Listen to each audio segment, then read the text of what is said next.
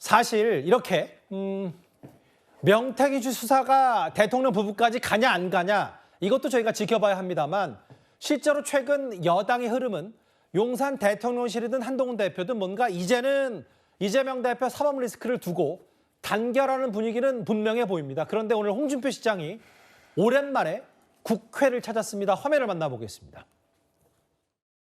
저래가지고는 내년 초 되면 식물정부 되겠다. 그래서 한 달 전에 내 대통령한테 그런 이야기를 했습니다. 당이 그게 수습이 안 되면 당은 포기해라. 안 되면 민주당하고 협상해라. 대통령한테 민주당이랑 직접 협상이라고 하셨다고 하셨는데 이게 무슨 취지죠? 우리 당이 협조 안 하면 민주당하고라도 협상을 하는 게 옳지 않겠나. 그 이야기. 대통령께서는 쭉 들으셨을 때 반응이 좀 있으셨을까요? 그건 대통령한테 물어봐야지 저한테 왜 물어봅니까? 용병들이 들어와서 당을 계속 망치고 있다. 그러니까 이제 나경원 의원이 주최한 포럼에 오늘 대구에서 상경에서 직접 그 연사로 참석한 홍준표 시장인데 많은 얘기를 했어요. 이대로면 내년 초에 식물정부 되고 윤 대통령에게 민주당과 협상하라고 조언했다. 그럼 윤 대통령 반응은 어땠냐? 그러니까 그건 대통령에게 물어보라고 했고 최근의 분위기와는 조금 다르게 실제로 용병들 때문에 당이 망쳤다라는 표현도 썼어요. 이현정 의원 생각은 어떠십니까? 그래서 오늘 기후환경 관련된 아마 세미나인 걸로 알고 있는데 예. 기후환경은 이야기하지 않고 당내 이야기만 했는데 저는 홍준표 오늘 시장의 결정적인 문제가 뭐냐면 예. 자, 윤 대통령한테 이런 이야기를 했다는 거죠.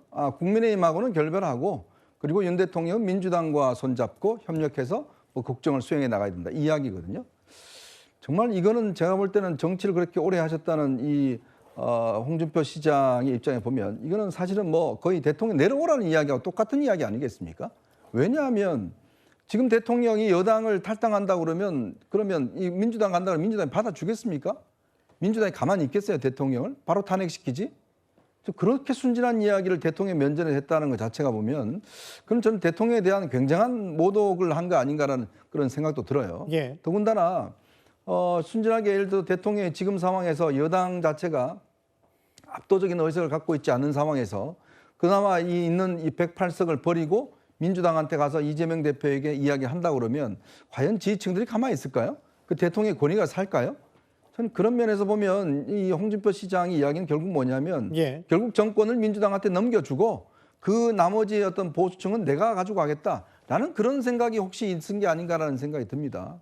자, 아무리 여권의 원로라고 하지만 대통령에게 정말 이 국민의힘을 버려라. 그리고 민주당하고 협조해라. 이재명 대표하고 함께해라.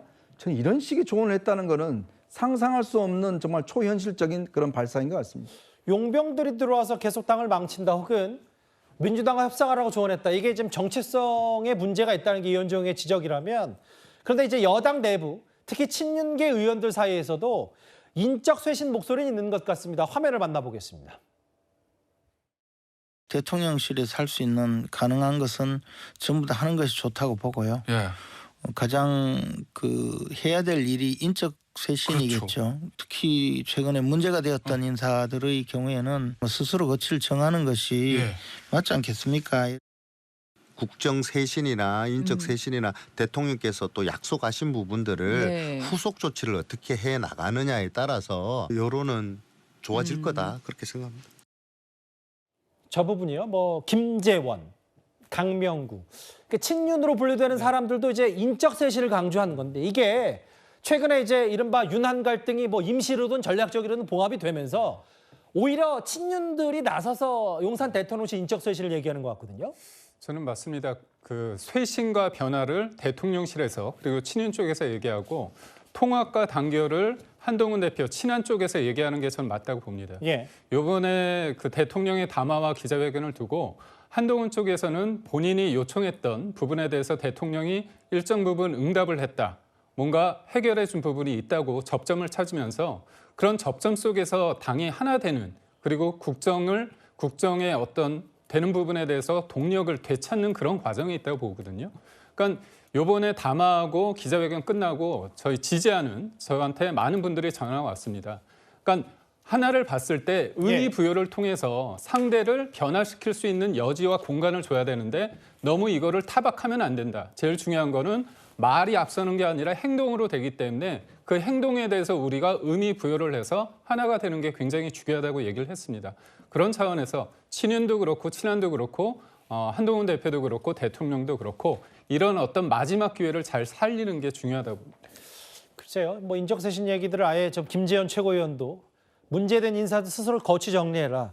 인적쇄신에 한동훈 대표의 보조를 마치는 느낌이 있기 때문에 일단 이게 모르겠어요. 이재명 대표 1심 선고를 앞둔 임시적인 친윤과 친한의 봉합일진 모르겠지만 여러 특검을 앞두고도 뭐 단일 대우를 강조하는 국민의 모습이 있었습니다. 명태균 씨 관련 의혹과 구속 위기에 놓인 명태균 씨 얘기와 국민의힘 내부 분위기를 살펴봤습니다.